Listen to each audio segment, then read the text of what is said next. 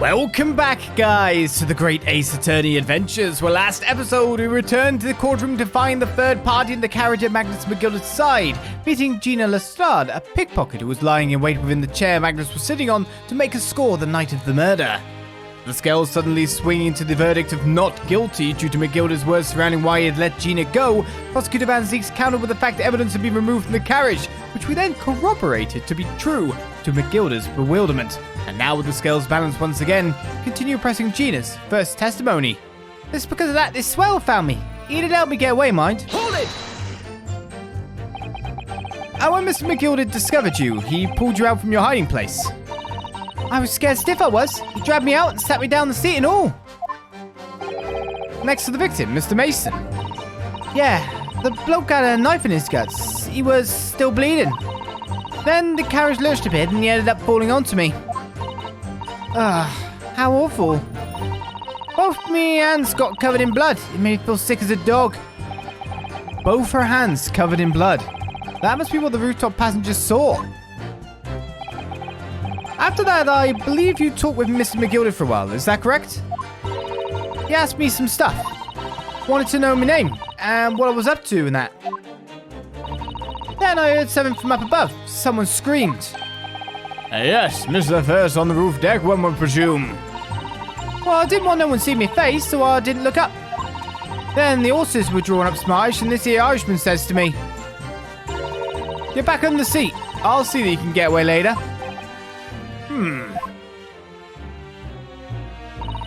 All 6 members of the jury had decided the defendant was innocent.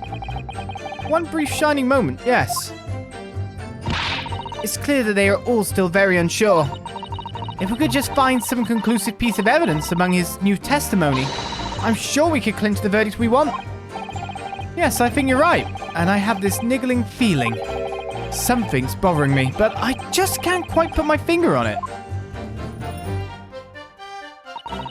So I stuck inside the carriage before they hooked up the horses, just like always. Is there something that's I've not got in the middle of everything here? Oh, okay.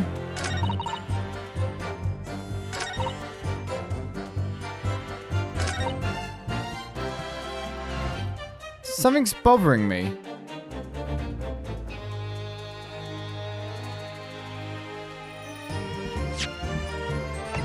Well, I'm bothered. I don't know why.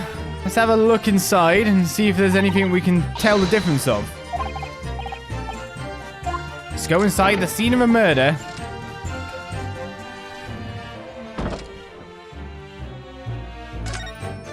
So everything's removed from here now.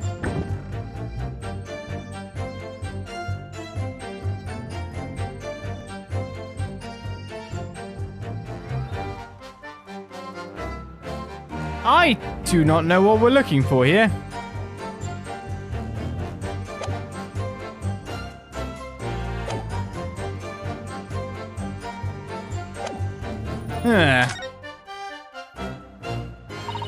All 6 members of the jury had decided the defendant was innocent. One brief shining moment, yes.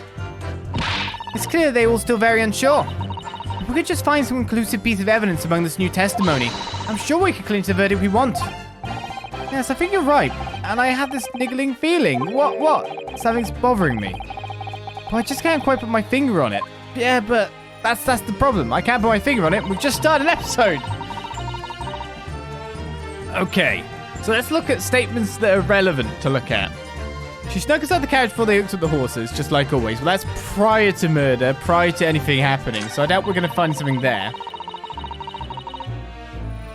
And this is a statement that she basically managed to steal nothing from anyone, which we don't debate that fact. To be sure, that's got nothing to do with anything. I tell you can't see a blind thing in that hiding place. There's pitch in there. So I heard a bang, scream came out. So the first 2 statements have no bearing really on what goes on. So there's something in one of these bits. Hold it! So you can see out into the cabin at all. Not a jot. Most days I push the cushion up with my head and look out the crack. Then I can have a butcher to who I'm going to fiddle. Which we knew. I thought you were a pickpocket, not a butcher. I mean, I can have a look. The seat I get under ain't as plush as the other ones, see? So most of the time, the passenger plant themselves opposite. But he said that was like the most comfortable seat. But for some reason, that night, this here Irishman spent the whole journey right over my head. And for that reason, you weren't able to push the cushion up to peek out. I see. Truth is, I ain't too happy in small dark places. Feels too much like being thrown in the clink. Well, no. Well, that wasn't there before. Why wasn't that there in the original go-through? I guess I wouldn't have found out all the other information. So, we pressed that last statement, then it was just like, so we had to find something within the testimony to either present or something to. But this wasn't there when we went through the first time, because we would have definitely noticed that. Well, no. I'm glad that I was able to easily push away statement 1 and 2, but to be honest, we would have had to go back to that if it wasn't statement 3, 4, or 5 that came up with something for us. So what's up with you? Is it like being thrown in the clink, is it? Excuse me. Is something wrong, Mr. McGilded?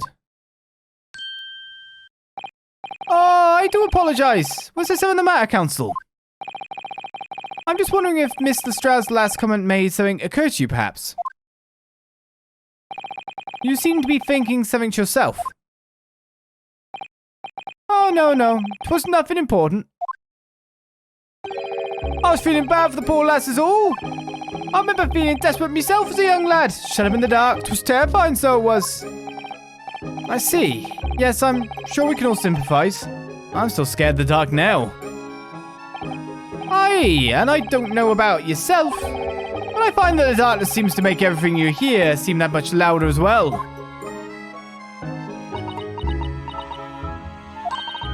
Yeah. I suppose it does, maybe.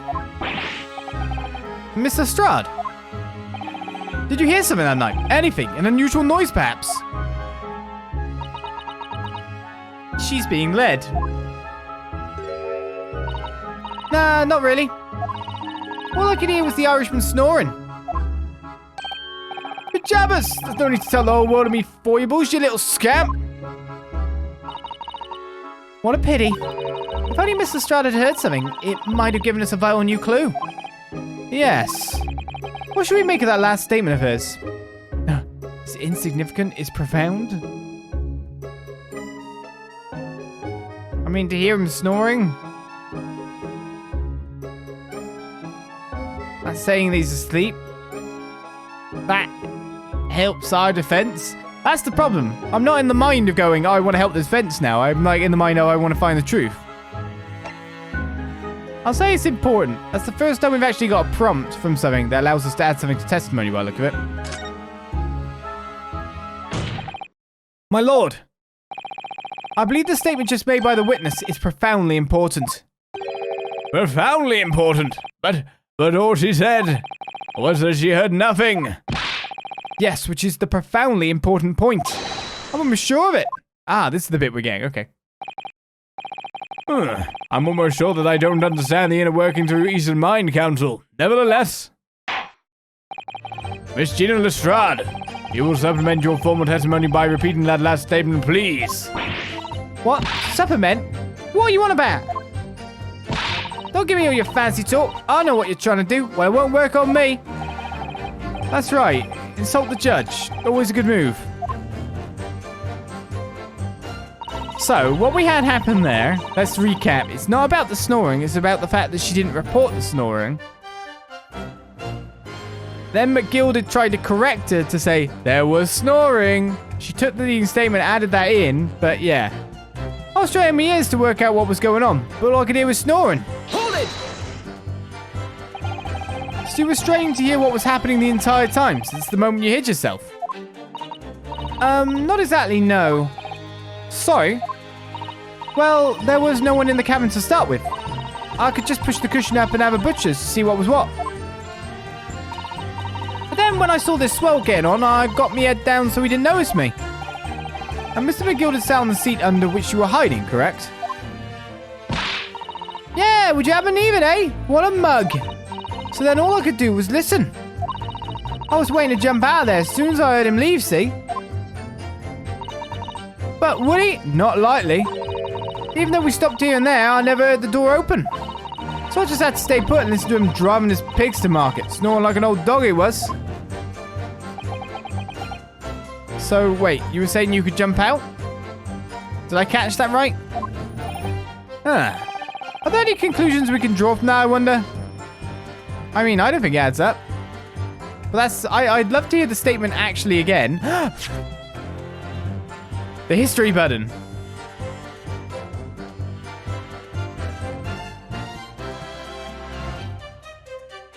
Never heard the door open.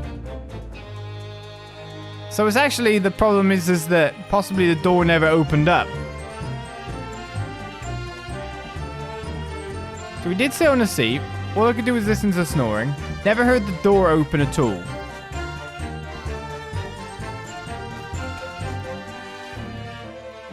Which means that when did Thingy get on board?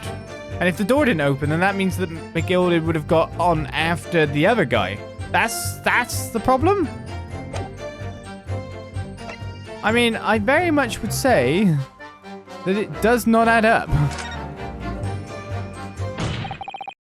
Ms Lestrade, what you have just told the court is clearly at odds with the facts. The history button is my friend. Ah!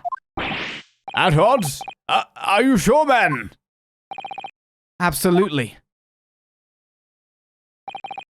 It seems my learned Nipponese friend is not as dull-witted as I feared. So Van Zieks realized it too.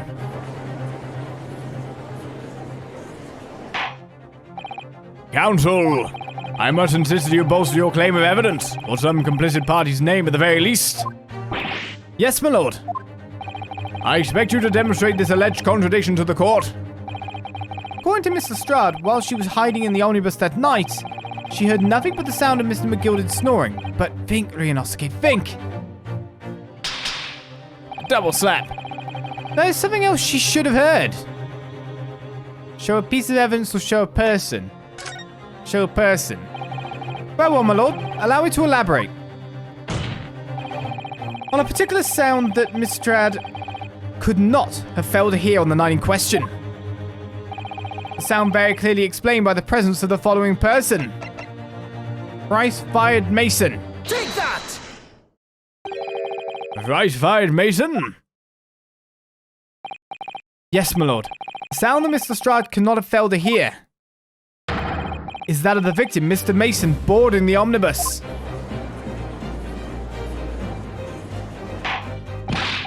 Order! Order! Explain your reasoning, counsel. Mr. Lestrade, allow me to confirm something. You claimed earlier that you were the first person on board the omnibus, is that correct? Yeah, of course I was. I got on while the driver was in the pub, didn't I? And the next person aboard the omnibus was Mr. McGilded. That it was. Not a soul was in the cabin when I climbed aboard. At least not in plain sight. So you were, to all intents and purposes, alone in the enclosed cabin of the omnibus at that time? Did I not just say as much? I wasn't traveling with anyone else, if that's what you mean.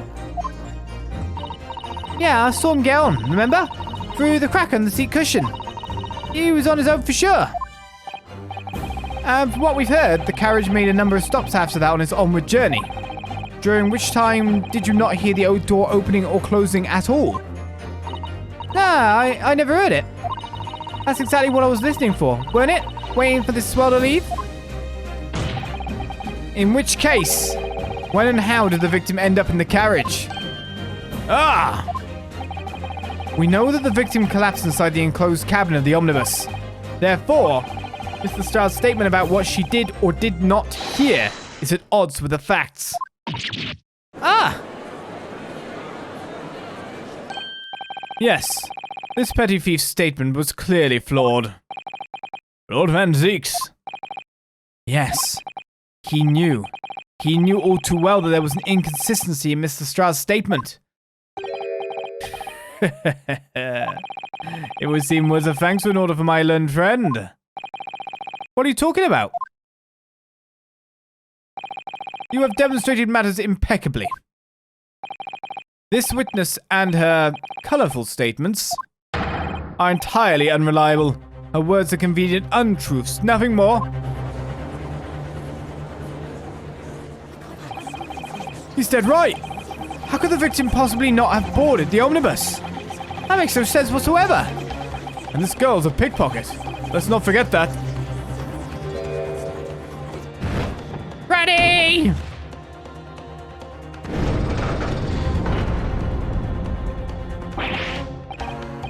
She didn't even say anything.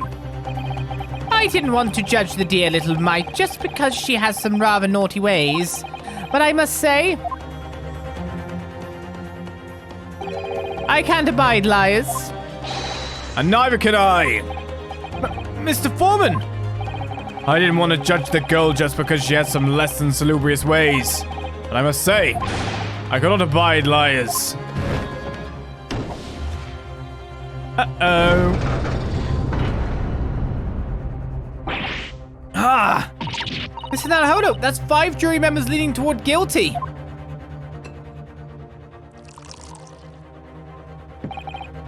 Well, your consideration for others is refreshing, my Nipponese friend. To the considerable troubles you have spared me.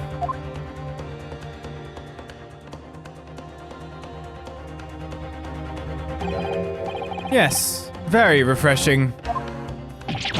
Ah!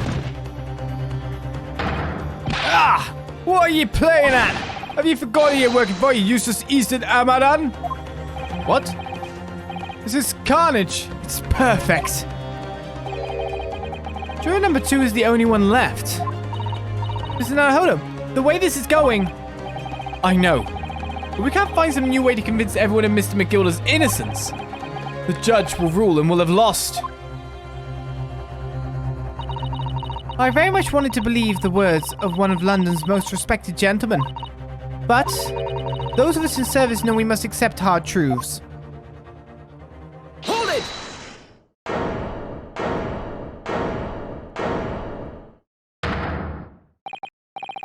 Yes, the witness's last statement seems to have revealed a critical inconsistency in her story.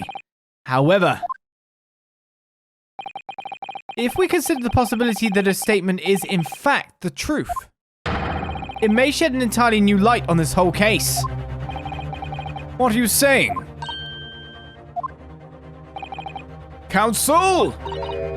I'm sorry, sir. Whatever do you mean? Counsel, I will not tolerate you attempting to prorogue my adjudication. Adjudication, even. Explain yourself at once. When the accused boarded the omnibus on the night in question, the victim was nowhere to be seen. Subsequently, the carriage door was not heard opening a single time, as testified by the witness in the stand. And yet the victim's body was found inside the carriage. If this petty thief's words are to be believed, how do you explain the victim's miraculous appearance inside the cabin of the omnibus?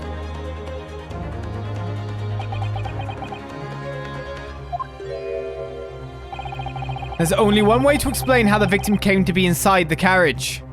Oh, he was there already? We've proven that to be wrong. He was put there after he died? I mean, kind of possible. Yeah. But let's just note something that we noted way earlier on. What if he never got in here? Got in there and was literally dumped, causing a big thud? A bigger thud than falling from here to here, right? It was noticeable enough that it caused this person to scream. Falling a man slumping from there to there wouldn't really create too much of a noise, because you gotta expect you'd hear like foot stomp or something like that, maybe. Just getting up to get in or out and stuff, so there'd be a certain amount of movement that was allowed. But we're looking at a big thump crash, and there's no way to open it from the inside. We checked way earlier, but there is a latch to open it from the outside. So I'm assuming that we've got to say it came from above.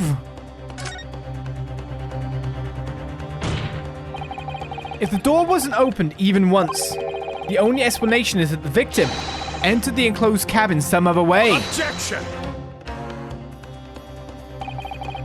I wondered what new fantasy you would come up with in your blind panic. But behold, the omnibus is here for all to see. Only one side of the enclosed cabin is furnished with a door. The other has only windows. Fixed windows which cannot possibly open. In short, there is no entrance to the cabin other than the door. Objection! But there could be. There's one possibility you haven't considered. Oh, really? Yes, one other way inside that isn't the door. Another opening, the use of which allowed the victim to appear inside the enclosed cabin. All right, counsel. The defense will identify the location for the court. Here is the omnibus on which the incident occurred. Where on earth is this entrance by which you propose the victim entered the cabin?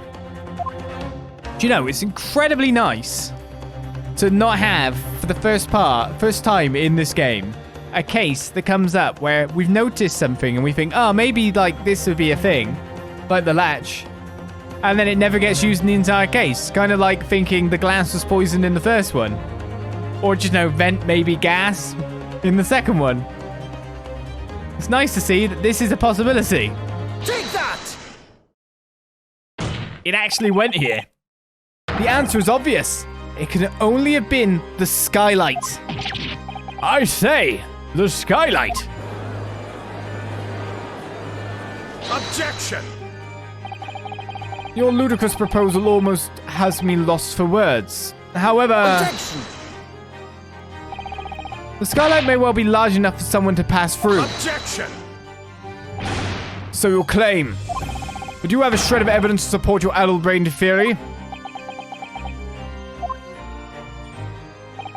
Both Mr. McGilded and Ms Lestrade said the same in their testimonies. They each claimed to have heard a loud thud, such as the noise made by someone falling to the floor. Yes, which has already been explained. As the sound of the victim falling from his seat having been assaulted with a dagger. Yes, it has, but would a man slipping from the seat onto the floor really have made such a loud noise as the witnesses describe? A noise loud enough to cause Ms Lestrade to let out an involuntary cry, in fact. Good gracious! Perhaps, in fact, that was the moment that the victim made his entrance into the cabin. No, let me rephrase that. The victim didn't enter the cabin as such. He fell into it. Objection! You're now suggesting that the victim fell from the Skylight into the cabin. That's simply impossible. How can you be so sure? Because if the victim had fallen inside through the Skylight as you say, the passengers on the roof deck would have seen it happen. And yet not one person made mention of such events in their testimony. Well, yes, that's true, but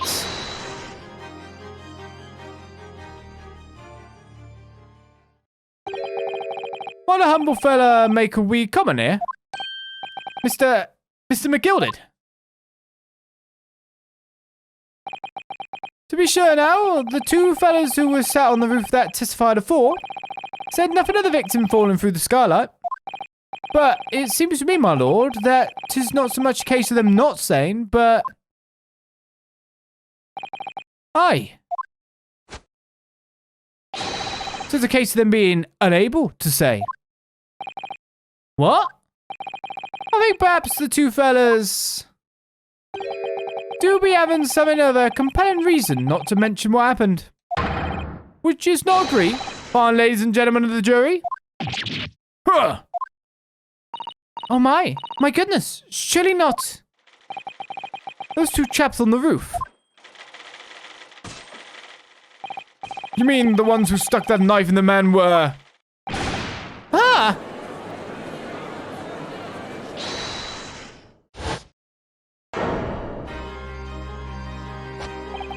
Just what exactly are you insinuating here, you bliverer? Bliverer indeed. You right, he said it, you right. What are you insinuating? This is a flaming outrage. I'll have a good mind to give you a blinker in a minute. He'll give you a shot in a minute, he said, and so will I. Mr. Fairplay. You're effectively accusing me, a city gentleman and well-respected banker. And me, a very angry hatter. It's like a jockey. Suggesting that someone like me could have stabbed that man in the guts. It's a disgrace. It's scandalous. I protest. I protest in the strongest possible terms. That's right. I'll protest too. About you, you rotten scoundrel.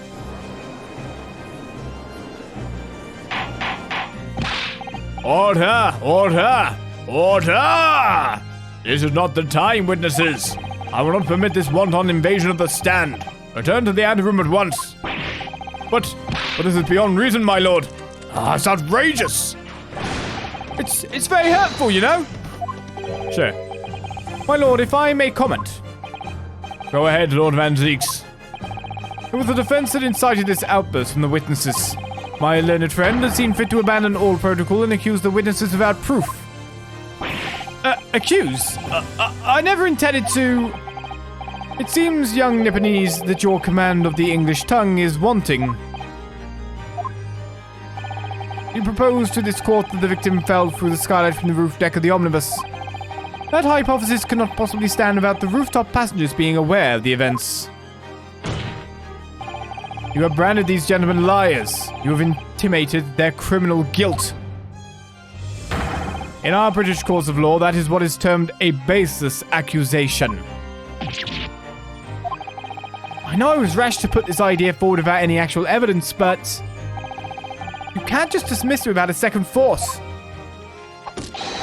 What are you wasting time for? Get them to testify! I thought there was something fishy about that hat from the moment I laid eyes on the fellow. We have to see this matter through now, one way or another. If there's filth and rubbish in our midst, we must dispose of it at once. Testify. Testify. Testify. What's happening, Mr. Naruhodo? The spectators in the public gallery are... they're in a complete frenzy. That's very ordered. Mr. Fairplay and Mr. First. My lord. You will take the stand again and make another formal testimony in reference to the indictment brought by the defense. Yes, my lord. I didn't come here for this.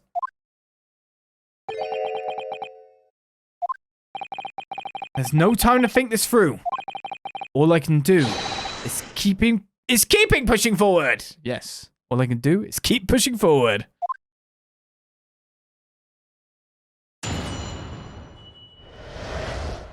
Refuting the accusation. We were the only two people up on that roof deck, dead or alive, I can swear to that. The only thing that happened when we were sitting, the only thing one or the other would have noticed. In any case, neither of us know the first thing about the victim. We had no reason to kill the man. The Skylight was shut the entire time, I tell you. We couldn't possibly have opened it. If you're so sure the victim fell through the skylight, where's your proof? Well, I don't really have any. I must say that on listening to this testimony, it is somewhat hard to imagine how either witness could have performed any malevolent act on this open rooftop deck without the ever noticing forthwith. That's right. You see? We're innocent, I tell ya. Although logically, of course, the argument falls down if the two of you were in collusion with one another. What? According to investigations by Scotland Yard, the two witnesses share no common dealings. Ha! Well, I don't trust coppers anymore than I trust the stinking rich. Something doesn't feel right here. Trial is going in our favor, really. So why do I feel so uneasy? Counsel for the defense, over to you. Your cross-examination, please. Oh, yes, my lord.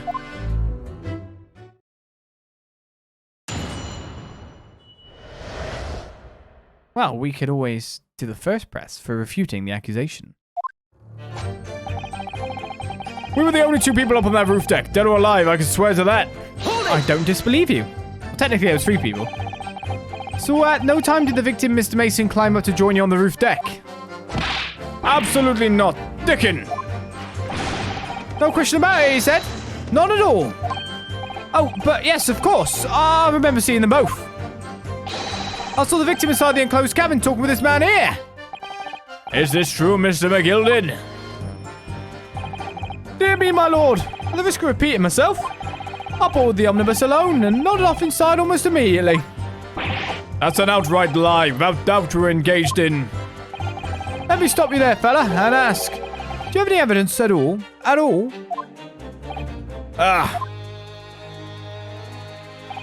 It's all about evidence in the courts these days, so it is. You do well to remember that. I saw you with my own eyes. This is going so well. In the complete opposite term, obviously. If anything had happened when we were sitting, don't you think one or the other one of us would have noticed? Hold it! Well, it was on the final run of the omnibus at past 10 o'clock in the evening. It would certainly have been quite dark. Perhaps too dark to see clearly? Is this some kind of a lark? Is this some kind of a joke, he said? Is this what it is? Or perhaps one or the other of you fell asleep briefly. Are you fair dinkum, sir? Are you serious, sir? That's what he said. It's impossible, I tell you. I'll give you the keys to the vault if you could fall asleep in that bitter cold. And if you did manage it, your eyelids would freeze shut and you'd never open them again. That's extreme. It was extreme, I tell you. And we had to put out with it because this man had locked the door. Any true gent would have unlocked it and let me in when I knocked. I'm dreadfully sorry about that, young fella. But you see, I was away with the fairies and I didn't hear you at all. That's a lie. I saw you through the glass. You were talking to someone. No. It was a cold night, so it was. People do be seeing things that aren't really real in the cold. It is hardly surprising. Seeing things. I believe we have reached an impasse here on this particular point. You! Don't take it personally now, lad. If I'm a suspect in this case, and 'tis only fair that you and the other fiend are too. Open and free competition is what a capitalist society is all about. This isn't a competition I should like to be involved in, really. That point was a bust. In any case, neither of us know the first thing about the victim. We had no reason to kill the man. I mean... you might. Maybe. Maybe it's time for me to check my stuff. But didn't we establish there's more than one person in debt here? Interesting. They might know each other on that basis. He's a banker. He deals in money. 'Tis a point, to be sure, as we end another episode of the Great Ace Attorney Adventures. Join me next time when we continue with this rebuttal with more possible people to point at and say you did it than ever before. I'll see you next time as maybe we get to the bottom of this. Bye-bye.